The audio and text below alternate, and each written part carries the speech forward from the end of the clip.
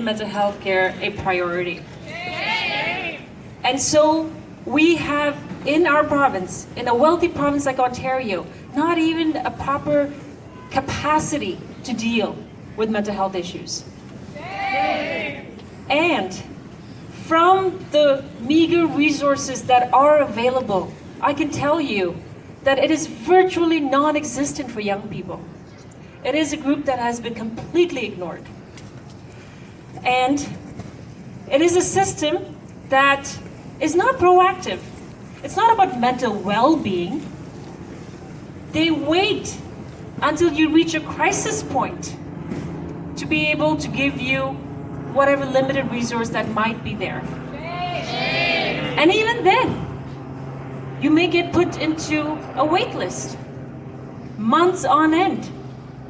I have heard from people, young people, who have checked in at the emergency department and still been put on wait lists.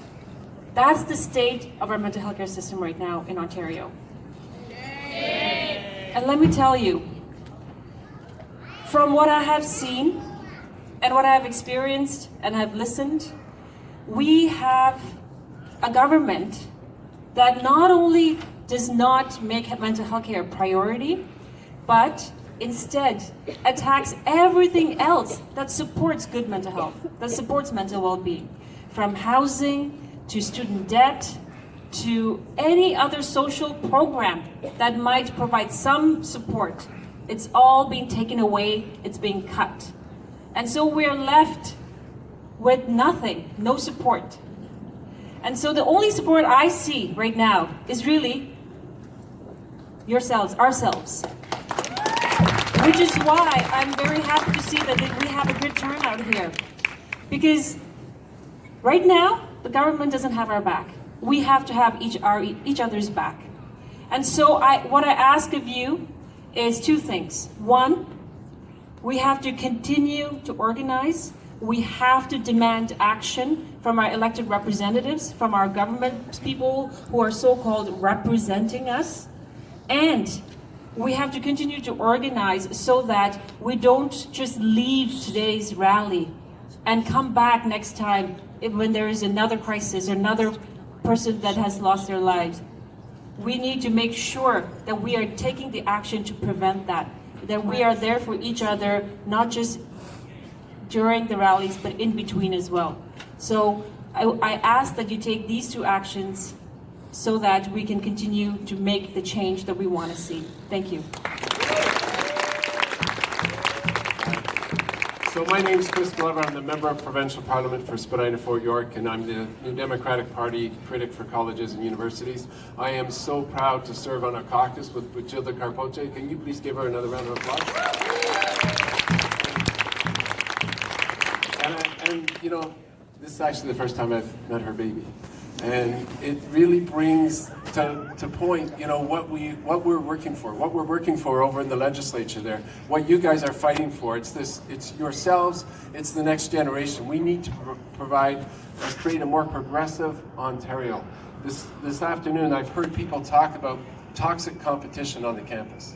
I've heard people talk about access to food or a lack of access to food, you know, a lack of access to housing and a lack of access to programming.